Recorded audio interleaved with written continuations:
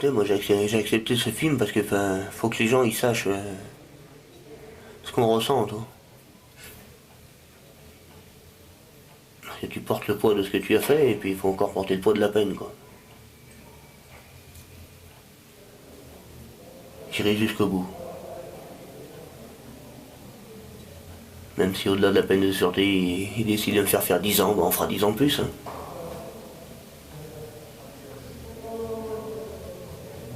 Mais tôt ou tard, on remettra un pied dehors.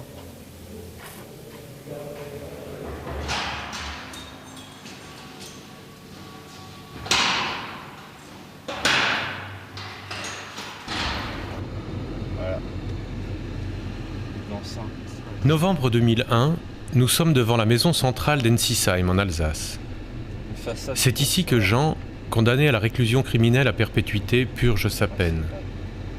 25 ans de sûreté lui interdisent tout régime de grâce et toute réduction de peine jusqu'en 2014. Il est aujourd'hui à la moitié de cette peine incompressible.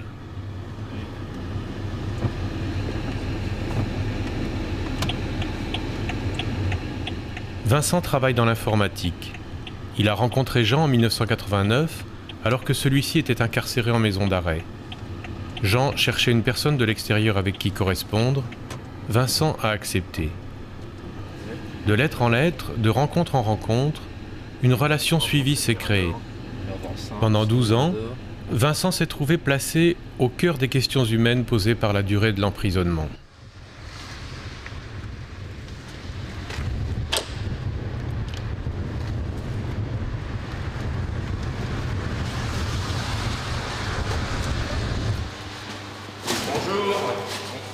Oui, nous arrivons au tournage, là.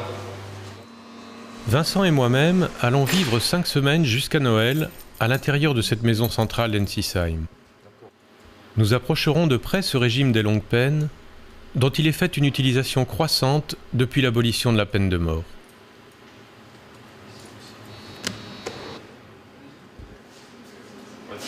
Une autorisation de tournage nous est délivrée par le ministère de la Justice, sous la réserve expresse du strict respect de l'anonymat physique et patronymique des détenus, et que les faits qui ont conduit à leur incarcération ne soient pas évoqués.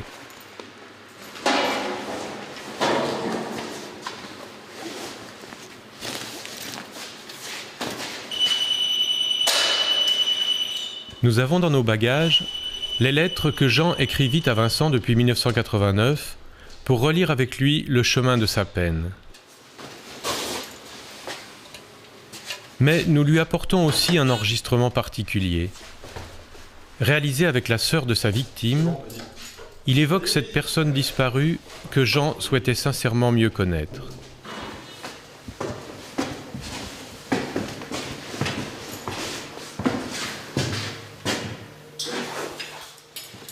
Depuis plusieurs mois, Jean se prépare à ce tournage. Récemment, il nous écrivait cette lettre. J'ai longuement réfléchi à ce projet de film documentaire que vous proposez et je me sens prêt à le faire. Mais comment ? Il y a tant de choses dont nous devons faire part. Il ne faut pas que ce soit essentiellement sur moi. Je veux parler de la prison, uniquement de cela. Vincent a son idée, François a la sienne, et moi aussi. J'espère que dans l'ensemble, on arrivera à faire quelque chose qui se rapproche de la réalité.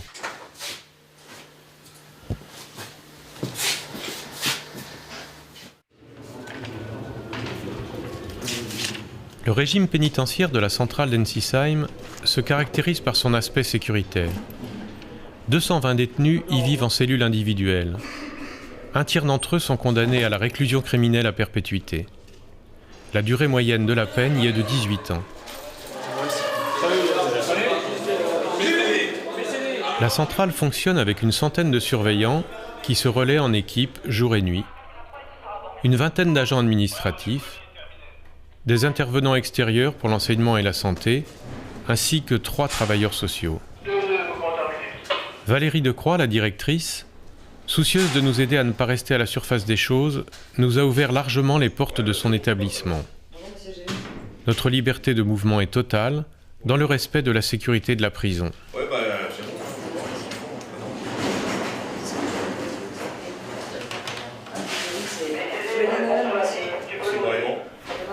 On en a une vingtaine qui sont détenus pour meurtre, assassinat, mais sur mineurs de 15 ans. On en a une dizaine qui sont là pour coups et blessures volontaires sur adultes. Très peu, tiens, je suis étonnée d'ailleurs, très peu pour affaires de stupes, hein, alors qu'en général on en avait toujours une grande majorité, mais bon. On n'a que 2 qui sont détenus pour affaires de stupéfiants. On en a 19 qui sont détenus pour attentats et viols sur adultes, 23 qui sont détenus pour viols sur mineurs, et une quinzaine qui sont détenus pour vol qualifié, vol aggravé et tout ça. Je peux pas me permettre de demander.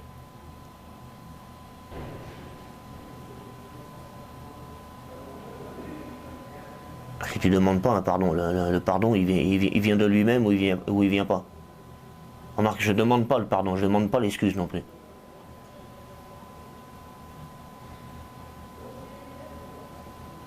Je suis ni pardonnable ni excusable, quoi. On peut juste comprendre, quoi. Ce qui me fout encore plus les boules, c'est que j'ai tué quelqu'un de bien, quoi. Et c'est ce qui me fait le plus chier, quoi.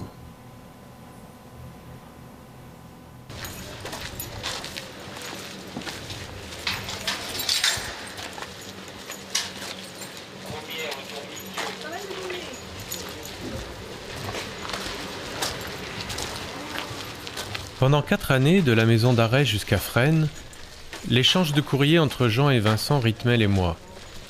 Mais en 1993, suite à son transfert à cette maison centrale, Jean cessa de correspondre. Pourquoi?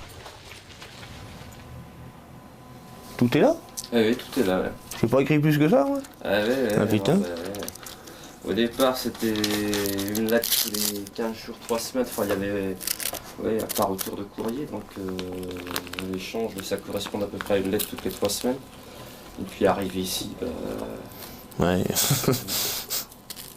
Non, puis c'est pas que j'ai pas envie d'écrire ou quoi que ce soit, c'est que j'ai plus grand chose à dire, quoi.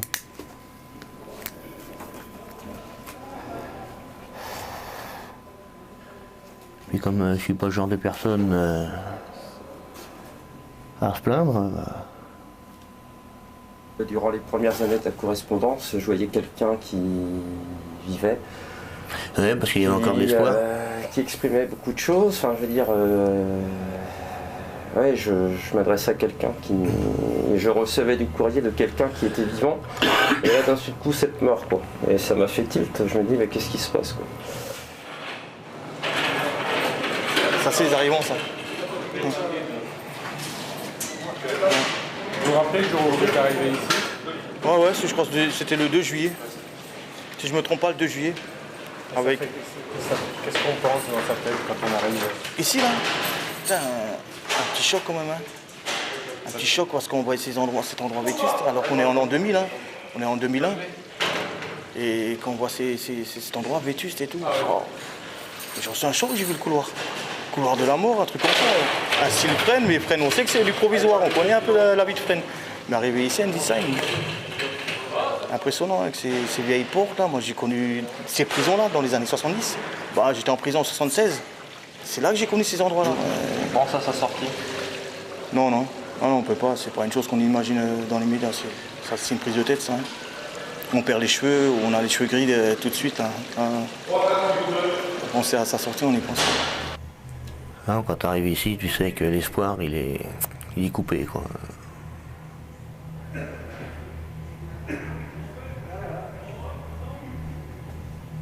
Tu sais que t'es sur ta peine et puis faut attendre. Et le temps passe pas vite, quoi. Quoi que tu fasses, les heures, ça s'égrène lentement, quoi. Encore la journée, ça va, il y a du bruit et tout, ça vit un peu, quoi. Mais le pire, c'est la nuit, quoi. Il y a une question qui me reste, c'est ça, qu'est-ce que faire justice?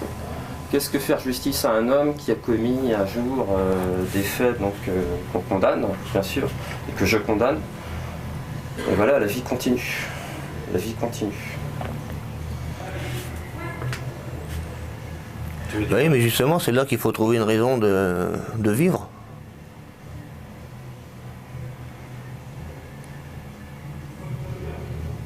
donner un sens à cette vie, justement.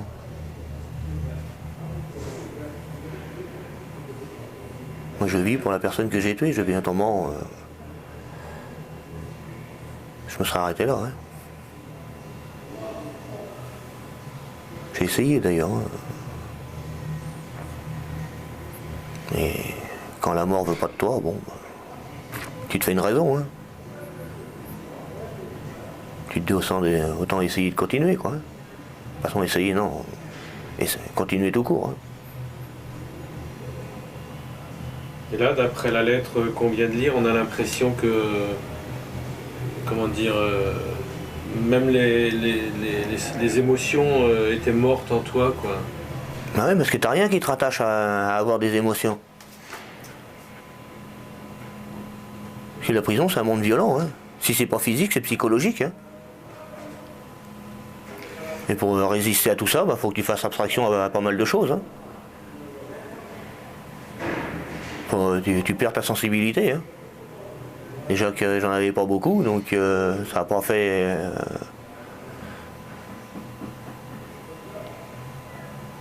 Je n'ai pas poursuivi, mais effectivement, après la question, donc, que suis-je en train de devenir, tu écris « Je suis capable encore de ressentir la joie, mais plus la peine, la douleur. Je reste indifférent à la douleur de l'autre. Je me préoccupe de moi et plus des autres. Je suis en train de me déshumaniser complètement. J'ai peur de ce que je vais devenir. La compassion et souffle d'amour pour son prochain, et je n'en ai plus. Si je fais le point, je n'ai qu'une conclusion à en tirer. Je suis mort intérieurement. »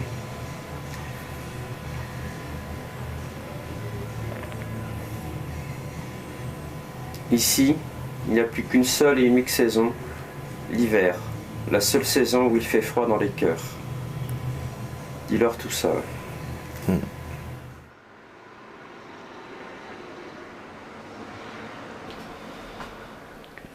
Je pense qu'à un moment, on se sent un peu détenu. Hein. On n'est pas enfermé 24 heures sur 24, mais bon, il y a quand même là, on se sent quand même enfermé un peu. Bon, là, il y a la grosse différence, c'est que nous, on a les clés et qu'on passe les portes. Tandis que le détenu, lui, il passe les portes uniquement si on les ouvre, bien sûr. Mais bon, il faut effectivement, sans faire plaindre un détenu, le pauvre détenu, il faut se mettre à la place de quelqu'un qui va être enfermé dans des longues peines sur 20 ans, 15 ans, 20 ans, et puis se dire, bon, aujourd'hui j'ai tel âge, pendant 15 ans je ne verrai plus le jour, quoi. Comme dit, on en revient toujours à ça, hein. Un gars qui est enfermé, il n'est pas forcé, il n'a pas de quoi être calme, quoi. Maintenant sont calmes ceux qui assument leur peine, hein, qui acceptent pourquoi ils sont là quand même. Et ça c'est peut-être le plus difficile pour eux, accepter pourquoi je suis là. Maintenant, est-ce qu'ils se posent la question? On en discute rarement. Hein. Mais bon, il ne faut pas se sortir de tête qu'on est obligé de vivre avec eux. Et eux sont obligés de vivre avec nous. Ça, c'est aussi simple que ça. Hein.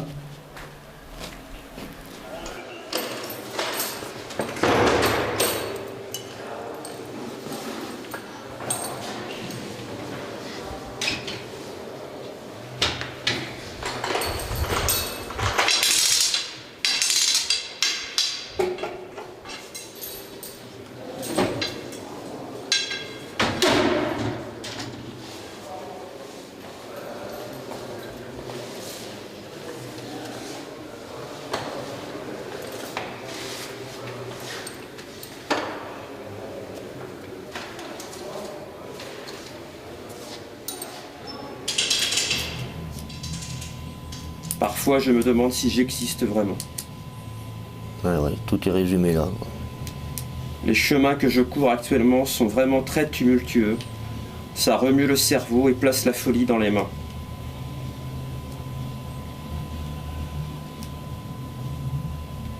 Finalement, avec le temps... Bah oui.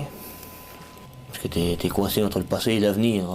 Le présent, il existe, mais il n'est pas vraiment défini, quoi.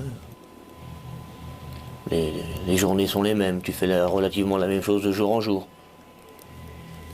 Seulement, il n'y a que les horaires qui changent, quoi. T'as beau essayer de casser la routine, tu y reviens systématiquement, quoi.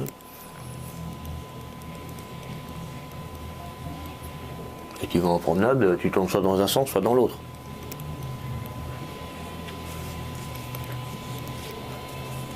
Et pour tout, c'est comme ça, pour tout. Tu vas en sport, tu fais ton sport, tu remontes de ton sport, tu prends ta douche, et puis voilà, tu te retrouves de nouveau en cellule.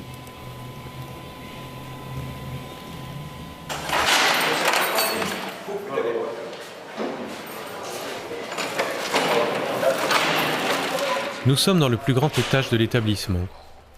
Jean y a sa cellule parmi 60 autres. Cette coursive devient pour nous une base pour la durée de notre tournage. Tour à tour serveur, balayeur, Jean fait partie de ces détenus classés par l'administration au service général. En maison centrale, chaque détenu mange seul en cellule. La sécurité de l'étage est assurée par un seul surveillant, aidé pour certaines tâches, ouverture des portes, repas, fouilles, par un voire deux de ses collègues. Vous fermez là, en même temps vous contrôlez bien que c'est la bonne personne qui se trouve dans la cellule. On est bien d'accord. Là c'est quand même important parce que toute la journée ils se sont baladés là dans cet étage-là. Bah oui, vous allez planer un peu au début. Hein. La sécurité est la préoccupation première d'une maison centrale. Début, c'est votre difficulté. Depuis quelques années, le renouvellement du personnel y est important et pose des problèmes de transmission du savoir. Ces surveillants viennent de sortir de l'École nationale de l'administration pénitentiaire. Ils ne feront souvent que passer quelques mois en Alsace. Les effectifs sont de plus en plus jeunes et enregistrent une féminisation importante. Vous contrôlez votre effectif et vous contrôlez la présence des gens dans les cellules. Parce que sinon, et en plus à 13h ici, moi je vous conseille fortement, après vous faites ce que vous voulez, quand vous arrivez dans votre étage, de recontrôler votre effectif. Je vous demande pour l'instant de vous calmer, premièrement, parce que j'aime pas... C'est pas une question de calmer, je vous dis, je suis malade, faites-moi avoir une infirmière. Vous verrez une infirmière cet après-midi. Mais si je suis malade maintenant, je vous dis. Cet après-midi, vous serez vu cet après-midi. Je vous ai donné une réponse. Rien à branler. Non, c'est pas qu'on en a rien à branler, c'est que vous... Non, c'est pas qu'on en a... Tu dis que tu es malade, tu demandes à l'infirmerie, le mec te dit je te reçois pas. Écoutez, maintenant, vous allez en cellule et puis on verra le problème cet après-midi. Et on vous donnera une réponse cet après-midi. Je suis pas besoin de la réponse, c'est maintenant que je suis malade, c'est pas cet après-midi, je suis malade, c'est maintenant. La réponse, je vous ai donné une réponse, c'est cet après-midi. Vous n'êtes pas médecin, faites pas monter à l'infirmerie. Alors, ça peut être le déclenchement d'un incident. Ça peut finir, qui me rentre dedans, visiblement, physiquement, il peut me rentrer dedans. Quelles insultes? Mais justement, vous dites, les agents et 2 témoins ont dit que vous avez traité de fils de pute. Je voulais quand même vous lire dans l'énervement. J'ai dit non, j'ai dit, je suis pas ta pute, mais j'ai pas dit fils de pute. C'est bon, mais c'est la même chose. Je veux dire, non, le fait que vous menaciez, c'est la même infraction. Ça rentre dans la même catégorie. Premier donc, degré, c'est du 2e degré, ça. 2e degré? Ouais. Moi, je crois que c'était 1er degré. Non. Le fait de l'avoir touché et poussé, c'est du 1er degré. C'est ça. Alors la commission de discipline jugera. Comment est-ce que c'est? On verra. C'est pas encore décidé. C'est pas encore décidé. Je dis souvent à des jeunes collègues, si ça vous démange, par exemple, de taper sur les détenus, faites CRS. Hein. C'est un métier de CRS. Maintenant, si vous voulez faire assistante sociale et les plaindre et dire que c'est pas de leur faute, essayez de faire éducateur ou assistante sociale. Hein. Vous êtes entre les deux. On est toujours aux avant-postes, puisqu'en fin de compte, le détenu il vit toute la journée avec nous. Valérie Decroix est en France la seule femme directrice de maison centrale. Elle est assistée dans cette fonction par 2 directrices adjointes. C'est sous sa responsabilité que va se tenir ce soir la commission de discipline. Maintenant, quand on dit pousser, c'est pas pousser, c'est j'ai mis la main sur lui pour voir qu'il s'approche de moi, c'est tout. D'accord. Merde, les autres collègues étaient là. Et puis il n'y a pas besoin de surveillant pour me calmer, j'étais très calme, j'étais un peu énervé, mais disons que je sais me contrôler. Et les moments quand le ton monte, c'est plus impressionnant, quoi.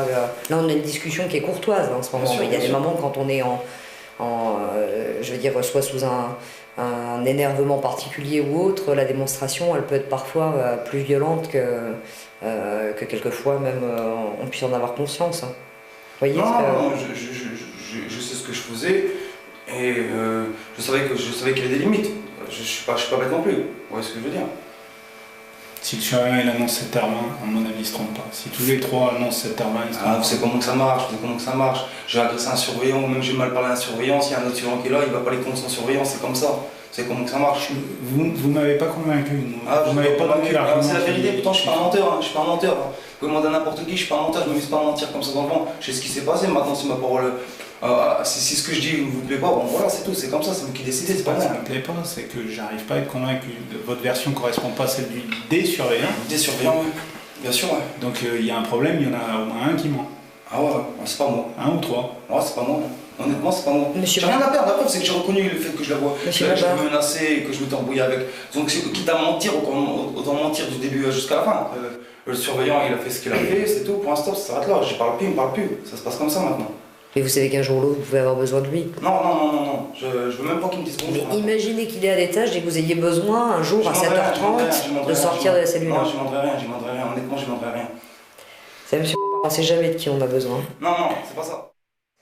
La commission prend en compte qu'il s'agit du premier incident disciplinaire donc de l'intéressé à l'établissement.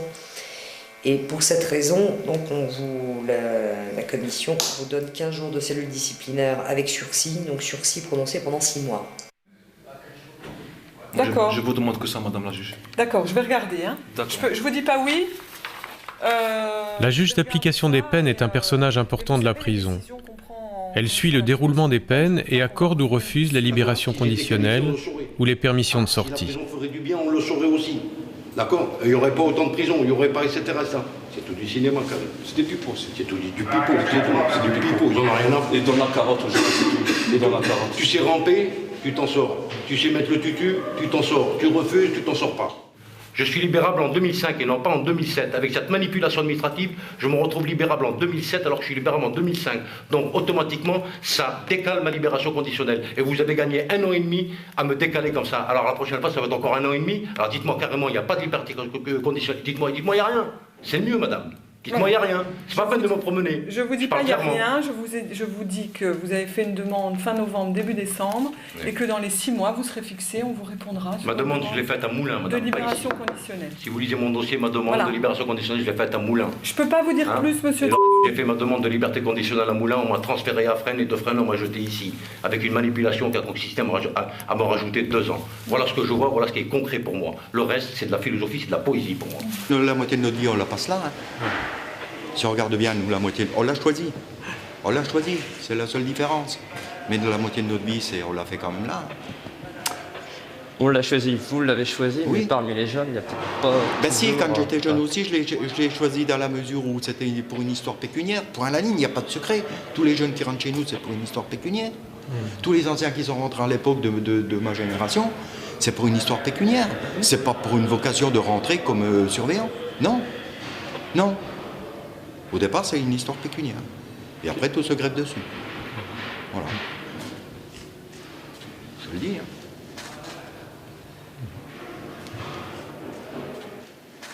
Le jour que vous en rencontrez un et qui vous dit moi je suis rentré parce que j'aime bien, ben vous me le dites. Hein. Vous me le montrez. Hein. Vous me le montrez. Non, au départ, non. Après, ça vient. Eh ouais. Vous, ça fait longtemps que vous êtes là? Ça va bientôt faire 12 ans en plein. Oh, on parle comme les détenus. Hein. Bon, on est en semi-liberté. 100 000 de peine.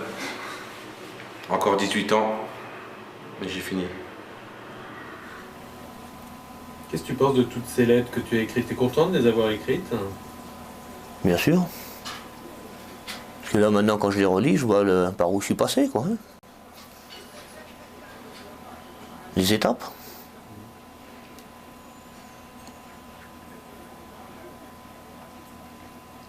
Ça, comment dire... ça me prouve à moi-même que j'ai ouvert les yeux tout doucement, quoi. Bon, c'est un petit peu dommage qu'il a fallu que je passe par ici, du moins par ici, par tout ça, pour y arriver, quoi. Mais disons que si on m'avait expliqué un peu plus les choses quand j'étais tout gamin, ça aurait été différent aussi. Je dis, bon, je dis pas maintenant que c'est de leur faute, bien au contraire. Mais disons que ça n'a pas fait non plus pour arranger les choses, quoi. On m'a pas appris les choses qu'on doit apprendre. Il y a certaines choses qui ont fait, qui m'ont été dites, sur le fait de ma naissance d'ailleurs. Hein, tu vois où je veux en venir, hein? C'est pas des choses qu'on dit quand même. Hein. Même si un enfant n'est pas désiré, on l'accepte comme il est. Hein. On l'élève quand même avec les autres. Hein. Bon, j'ai été élevé avec les autres, mais pas comme les autres. Pas comme les autres. Il y a eu dialogue avec les autres, il n'y a pas eu dialogue avec moi. Hein. Aujourd'hui, j'ai énormément de mal à m'exprimer parce qu'on m'a jamais habitué à m'exprimer, il n'y a jamais eu de dialogue. Si, avec le bâton. C'était une grosse histoire d'amour entre nous. Entre qui et qui? Entre le bâton et moi. Parce qu'il me sautait dessus pratiquement tous les jours. Hein.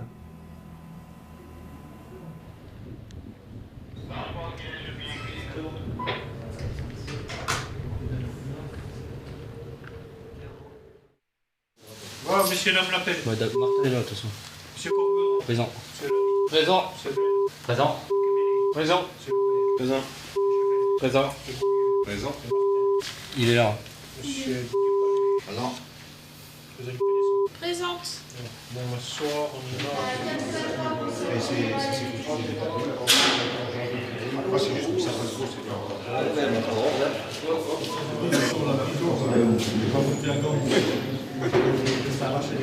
La centrale d'Ensisheim offre des possibilités de travail aux détenus. La moitié d'entre eux y trouvent un emploi en atelier. En général peu qualifiés, ces emplois sont concédés par des entreprises extérieures. Bien que modeste, un salaire est versé aux détenus. Un pécule est prélevé pour les parties civiles, les victimes, un autre pour leur libération.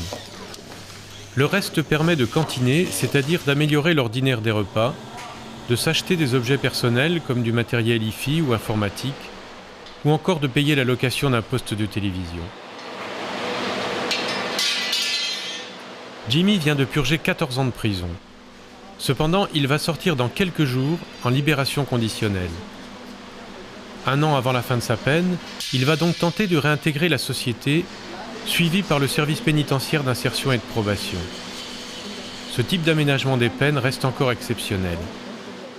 Je pense qu'après 10, 11, 12 ans, la prison ne sert plus à rien. Si, depuis 12 ans, de 12 à 14, c'est la haine qui commence à lentement germer de plus en plus. Parce qu'on dit, merde, on a fait une connerie, mais je suis encore un être humain, laissez-moi ma chance, laissez-moi ma chance. Et on ne vous laisse pas de chance. On vous laisse pratiquement crever en prison jusqu'à ce que votre peine soit finie. Alors que vous soyez bon ou mauvais, on vous fout dehors. Là, je me révolte. Si on était des individus dangereux, aidez-nous. Ne nous laissez pas crever en prison. Avec des réclusions criminelles à perpétuité assorties d'une peine de sûreté de 30 ans, ce n'est plus aidez-moi, c'est laissez-moi crever. C'est un danger pour la société. J'ai eu un service social qui est tombé au bon moment, qui savait parler. Voilà. C'est un mec qui est venu un jour comme ça, voilà, il m'a dit ouais, qu'est-ce que tu fous là? T'as rien à faire là. Il a réussi à me convaincre. Et ils ont mis du temps, hein, parce que j'étais une tête brûlée. Hein. J'ai dit non, je termine ma peine, foutez-moi la paix. Je suis un mec, je termine ma peine. Et en fin de compte, il m'a fait comprendre intelligemment, au bout de 2 ans. Hein. Il a mis 2 ans à me triturer la cervelle pour dire mais qu'est-ce que je fous ici? Voilà. Donc il faut des gens qui nous encadrent, qui ne fassent pas partie entre guillemets de la prison pour nous aider à nous à réfléchir et à dire il faut que j'y aille. Moi je crois que ce qui est grave dans les peines très très longues, les perpètes 30 ans qu'on va arriver, c'est la capacité de se projeter, hein. La capacité d'investir. Est-ce que la vie vaut d'être vécue encore? C'est ça toute la question. C'est vrai que tant qu'on aura l'impression d'être effacé hein, complètement, c'est vrai qu'une sûreté de 30 ans c'est quelque chose d'énorme. Et effectivement, l'absence de pouvoir se projeter, dire un jour je sortirai de là, personne ne peut le dire. Un perpète de 30 ans, il ne peut pas le dire, quoi. Donc c'est ça qui me paraît difficile. Parce que pendant quelques années, tu t'est imposé un fonctionnement qui te permettait d'éviter de penser à tout ce qui t'avait au fait qui t'emmenait en prison. Oui, en fait. exactement. Et le fait, moi, ce que j'ai fait dans un premier temps, c'est de te remettre en face de ça. Quoi. Exactement. Ouais. Et ça fait mal, mais je crois qu'il faut passer par là pour pouvoir évoluer. C'est ça l'avantage quand on ne demande rien. C'est qu'on vit notre vie, on survit notre petite vie. On rentre du boulot, on mange, on remet au boulot, on remange, on vit comme ça, on survit quoi, hein, pendant 10-15 ans. Mais quand tu sors, tu as toujours la même mentalité d'imbécile que tu avais en rentrant. Parce que tu n'as pas évolué. Alors il faut de temps en temps des personnes qui viennent, qui tirent la sonnette d'alarme et qui disent écoute, mais il ne faut pas l'agresser. Et c'est ce qu'on a réussi à faire avec moi. C'est effectivement donc l'acceptation des faits et l'acceptation qu'il y a une victime et que cette victime soit bien prise en compte. Ça me paraît primordial hein, par rapport à un suivi. Et c'est souvent sur ces points-là qu'on axe un peu notre travail pour que les personnes prennent bien conscience que effectivement c'est quelque chose qui effectivement est difficile peut-être pour certains, mais il faut passer par là pour pouvoir ensuite reconstruire quelque chose sur des bases plus concrètes, plus solides. Moi, je voudrais quand même, par fierté, hein, lui montrer que... Parce que je fais le con, hein, je ne veux plus le voir, je ne veux plus discuter avec lui. Mais si j'évolue, je veux quand même lui montrer que dans 20 ans, si on va se voir, on dit « Ouais, voilà quoi ». Ouais, j'insiste sur ce fait. Salut Angus et merci. Merci. Et allez. merci.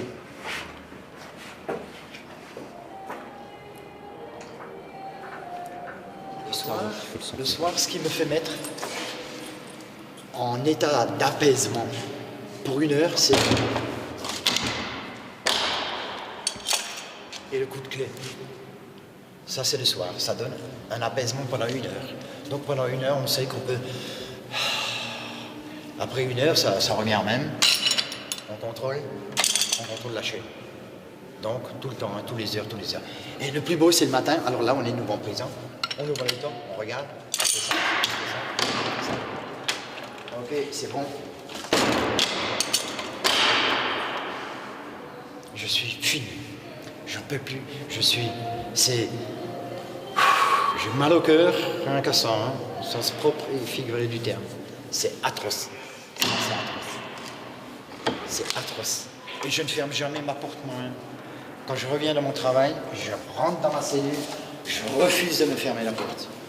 C'est son boulot, il n'a qu'à le faire. Parce que je n'ai pas envie de m'enfermer moi-même. C'est pour ça que j'ai réussi à survivre mon prix. Tout simplement. Et je dis bien survivre. Parce qu'on ne vit pas en prison. Je ne suis pas chez moi en prison. J'ai vécu pendant 6 mois à Épinal, c'est des grandes fenêtres.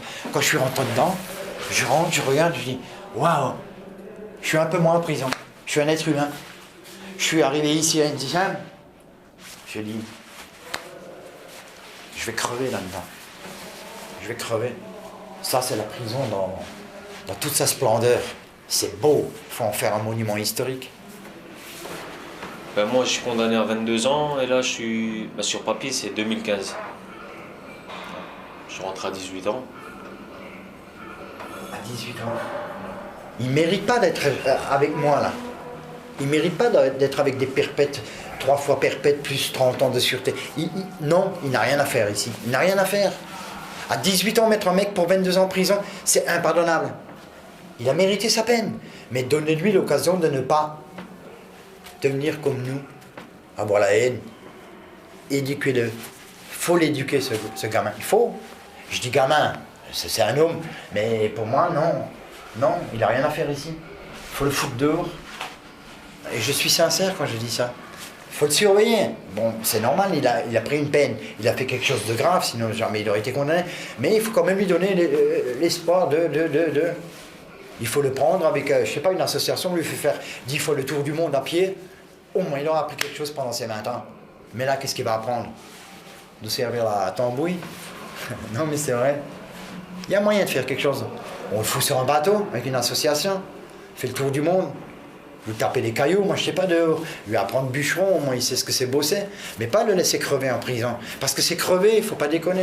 Il faut crever. Je sais pas combien il me faudra d'années pour enlever cette haine. Parce que j'ai de la haine. Pas pour ma peine. Pour le système de la peine. C'est ça qui est pas bon.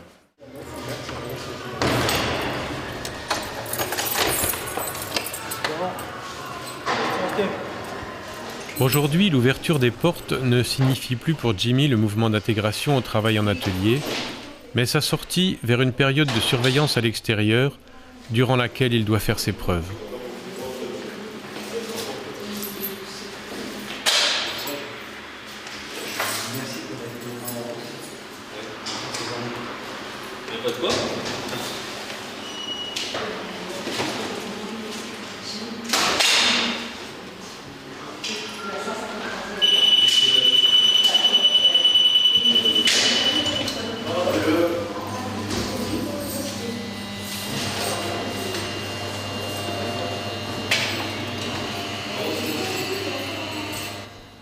Maintenant, il faut aussi laisser une porte ouverte à ce détenu.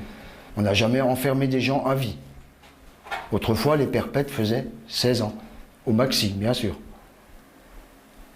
Maintenant, les peines se rallongent. Alors effectivement, ils ont la télé, ils ont un tas de choses, mais les peines sont de plus en plus longues. Maintenant, qu'est-ce qui était plus humain, la prison dure et courte, ou la prison longue et pseudo-humaine?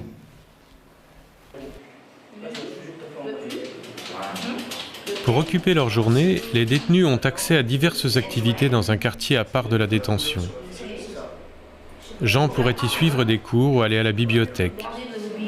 Il s'était d'ailleurs inscrit à ce type d'activité lorsqu'il était en centre de détention. Ici, il préfère s'investir dans le sport, qu'il pratique presque toujours avec les mêmes codétenus.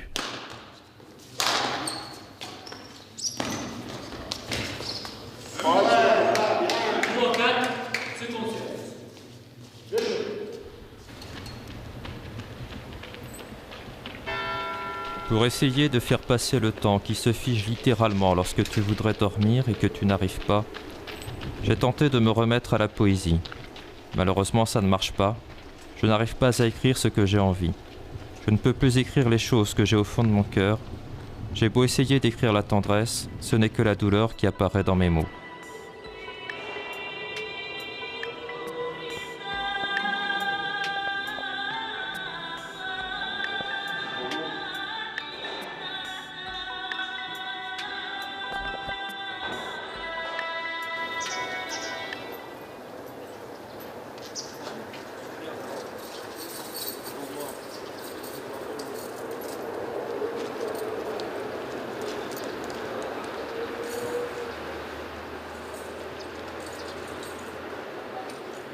Vous êtes ici, vous allez rejoindre une cellule en détention, cellule individuelle, je ne sais pas où vous étiez avant, ou comment c'était.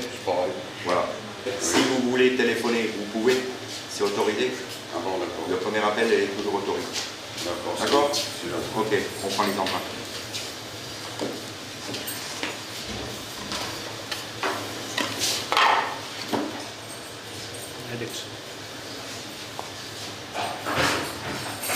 La centrale d'Ensisheim ne possède pas de lieu d'accueil pour les détenus transférés. La prise d'écrou qui enregistre les nouveaux arrivants, ainsi que la fouille dont ils sont l'objet, se passe dans la petite salle de la commission de discipline.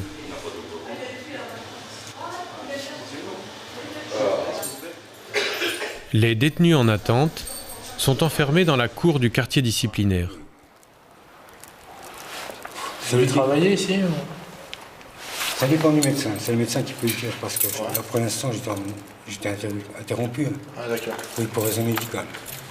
Il y a un peu de travail ici quand même. On a un atelier. Atelier, on y travaille. Enfin, ouais. Ça dépend, il y a des périodes creuses, des périodes pleines, ça dépend. Oui, bien sûr.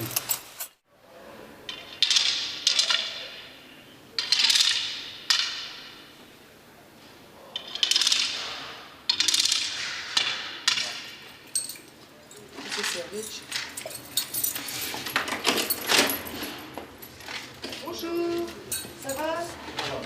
Chaudement chez vous, hein? J'ai dit chaudement chez vous. C'est froid dehors, hein? Bon après-midi, au revoir.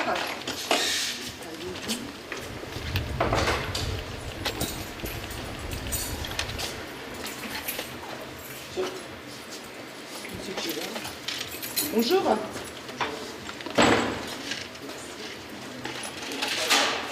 On dit toujours que les détenus consomment beaucoup de tranquillisants, c'est vrai ou c'est pas vrai? Je préférais que vous vous adressiez au médecin pour savoir, en fait. On n'a pas à juger s'ils en consomment beaucoup ou pas. Ouais. Bon, ça peut se concevoir, effectivement, vu qu'ils sont en détention, hein, c'est pas évident. Mais... Ah, pour Yegi? Moi, je transmets, ouais, c'est bon, je viens. Merci. Même lorsque déchaînée elle s'abat sur les rochers, sa musique n'en est que plus douce. Quel spectacle magnifique quand les vagues explosent en millions de gouttes et forment ainsi des gerbes blanches qui montent au ciel, puis redescendent finir leur course folle en courant sur le sable fin. Ouais. Spectacle féerique. Regarde mon pote Cachao, tu connais pas mon pote Cachao? Regarde dans quel état il le laisse. Ah ouais, pour montrer une réalité. Pour montrer une réalité. Parce qu'ils disent tous, en prison, tout le monde a ce qu'il faut. Ouais, le ministère, ils ont tout ce qu'il faut. Oui, mais quand tu as l'argent, quand tu as de l'argent, tu as tout quand tu as de l'argent. Mais quand tu n'as rien, tu n'as rien. C'est clair. Il n'a même pas la télé. Je ne compte pas les jours, même le calendrier, je le laisse. Bon, regarde, il y a encore le calendrier d'octobre, là il y a décembre, là il y a janvier. Je ne regarde pas l'heure, hein, je ne regarde rien. Je m'entraîne aux arts martiaux. Et le reste, bah tiens, je te fais une démonstration.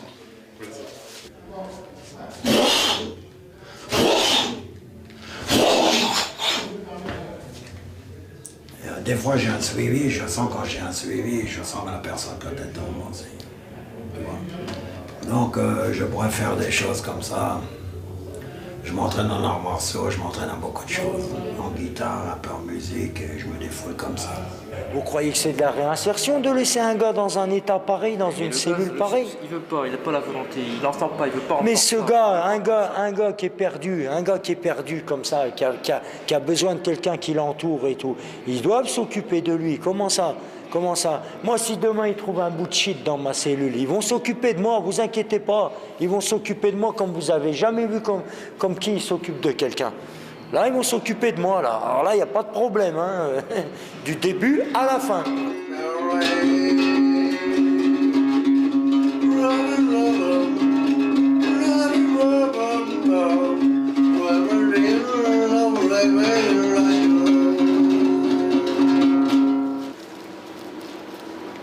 Je suis beau. Je suis un bon prisonnier. C'est quoi ici, cet endroit-là? Ben, c'est les cours de promenade du quartier disciplinaire, du MITA et de l'isolement. C'est comme une tombe. On est dans une tombe. Je suis déjà dans ma tombe. Ben, ça veut dire quoi? En gros, c'est un mort vivant.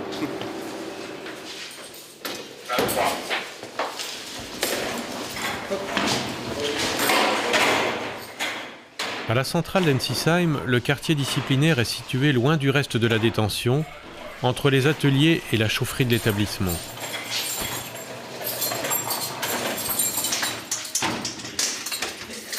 Une opération de routine comme celle-ci mobilise un personnel important par rapport au nombre de détenus qui s'y trouvent. Elle nécessite la présence d'un gradé qui seul possède les clés des cellules. Lors de l'un de nos repérages, ce premier surveillant y a été agressé par un détenu. J'ai ouvert la porte à un détenu. Je lui ai dit bonsoir, venez prendre votre repas. Et puis, pour le laisser passer pour prendre son repas, je me suis effacé, je me suis mis de côté comme ça. Et puis donc, il est venu. Et il avait quelque chose à la main, je pensais qu'il allait le jeter à la poubelle. Quand j'ai regardé ce que c'était, il m'a envoyé de l'huile bouillante au visage. Depuis ce jour-là, il est devenu ingérable parce qu'il a réagressé à 3 autres reprises. Dans une autre... Dans 2 autres prisons, il a agressé encore. Et je sais pas, il est dans une spirale infernale. Là. C'est devenu un fauve. Malheureusement, oui, c'est devenu un fauve. Non.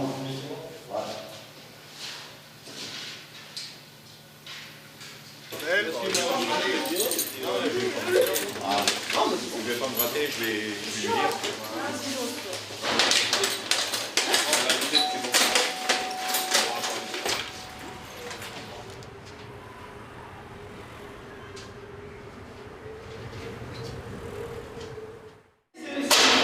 matin, je m'occupe du courrier qui arrive, l'après-midi, je m'occupe du courrier qui part. Ah bah maintenant, c'est en gros, on a content. Salut. Ça va? Pas beaucoup de courrier? Oh purée, mais là, impeccable. En dehors du courrier et du téléphone dont l'utilisation est très réglementée, le seul lien des détenus avec l'extérieur est le parloir. Je descends à 2h30. À l'approche des fêtes de Noël, l'affluence augmente, mais 30% seulement des détenus reçoivent régulièrement des visites. C'est là que depuis 1993, Vincent est venu rencontrer Jean 2 fois par an, le temps d'un week-end.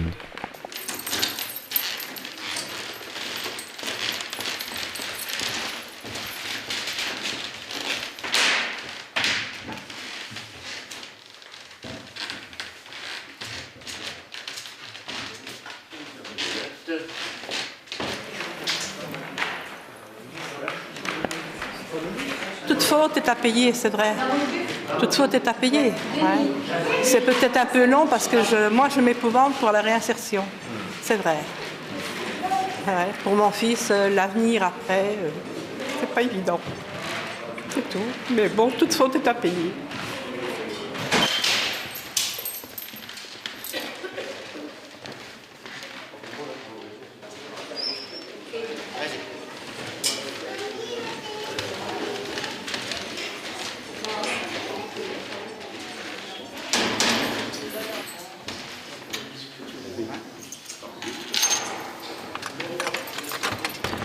Noël. Encore un à passer seul sans personne. Encore un qui résonne derrière mes barreaux. Pourtant, cette année encore, j'aurai mon cadeau. Bon, je sais, c'est le même que l'année passée. Mais peu importe, il est si beau. Il est toujours plus beau d'année en année, car je ne sais si je l'aurai l'année prochaine. Ce cadeau, c'est la vie. Dans mon cœur, il fait chaud. J'ai de la chance. Alors que dans le cœur de ma victime, il y fait tant froid. Moi, je ne lui ai pas fait de cadeau. C'est pour ça que j'aimerais bien qu'on m'en parle un peu plus, quoi.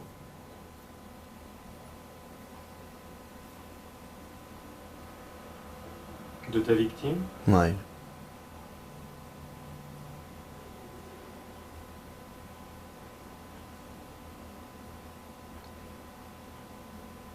Parce que si je vis aujourd'hui, c'est pour elle, c'est pas pour moi. Hein. Parce que moi, je m'en bats les couilles de ma personne.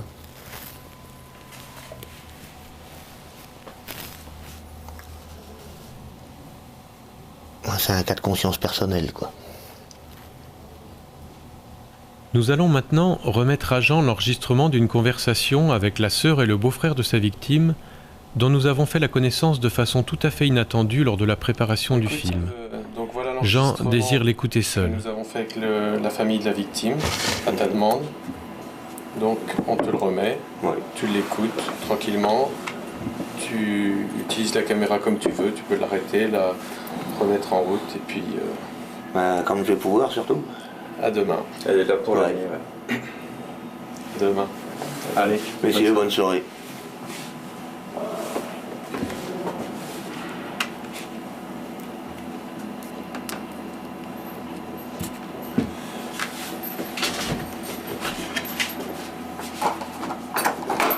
Allez, bonsoir. Allez, bonsoir, soirée.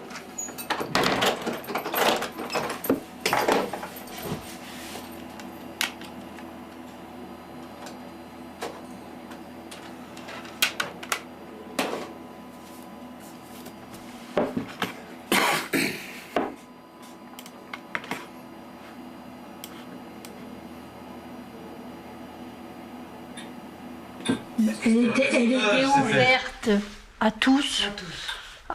Elle acceptait de rendre service à tout le monde. D'ailleurs, c'est ça que même ses amis lui reprochaient, c'est cette spontanéité qu'elle avait à aller vers les gens. Elle s'occupait des buveurs guéris. Et alors, donc, elle était appelée souvent à aller dans les foyers où il y avait donc un malade ou une malade. Déjà là, ses amis lui disaient « Fais attention », elle y allait. Prends des précautions. Elle ne se posait pas de questions. Je voyais un clochard et... On lui demandait quelque chose, c'était oui tout de suite. Elle avait un côté artiste, elle était musicienne. Et puis elle était spontanée, elle était une femme tout en rondeur. Hein, et comment dirais-je, belle fille, belle femme. Vous ne pouvez pas imaginer qu'une fille comme ça termine... les crimes, c'est toujours pour les autres. Enfin, c'est toujours... On n'était pas concernés, mais là, on a été vraiment plongé dans un drame. On n'y était pas préparé, sûrement pas, et encore moins. Hein. C'est inimaginable qu'on ne voit pas pire dans les films d'horreur. On ne voit pas pire. Hein. J'ai encore des phrases.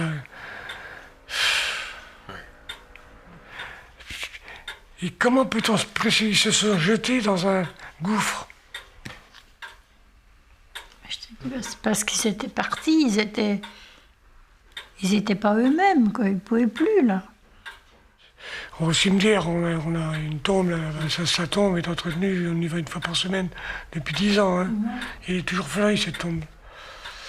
Alors inévitablement, au moins une fois par semaine, on y pense. Et puis, des fois, moi, au cimetière, j'ai dit, mon Dieu, c'est pas possible. On en est encore là, mais on n'y pense pas tous les jours, bien sûr. Non, parce qu'il y a là... Ben, heureusement, on deviendrait fou à y penser tous les jours. Enfin, moi, personnellement...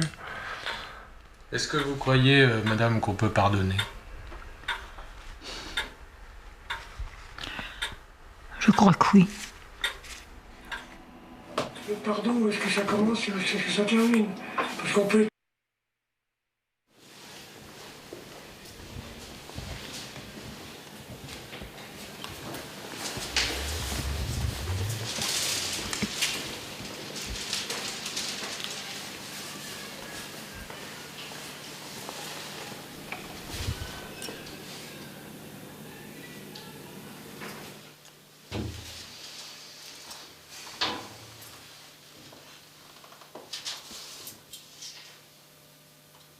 Ben, je l'ai mis en boucle et puis voilà. Hein.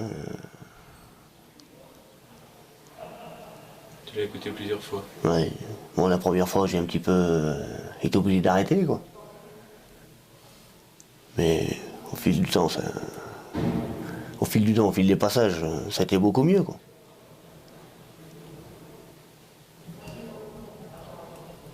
Puis je m'attendais surtout pas à ce qui est dit, quoi.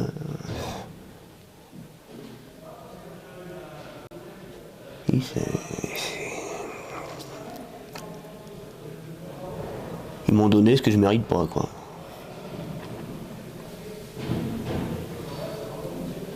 C'est toi qui dis ça? Bah non, quelque part, je le mérite pas. Faut être lucide, hein.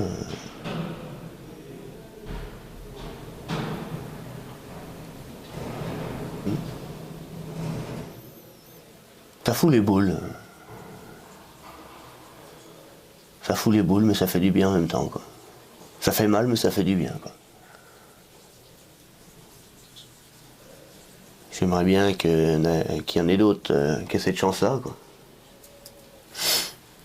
Mais malheureusement... D'autres détenus qui aient cette chance-là? Malheureusement, tout le monde pense pas pareil, quoi. Et tu vas leur répondre à ces gens qui t'ont... Bien sûr. Parce qu'à partir du moment que j'ai souhaité un contact, c'est pour nouer un dialogue. Hein. C'est pas pour que ça marche que dans un sens.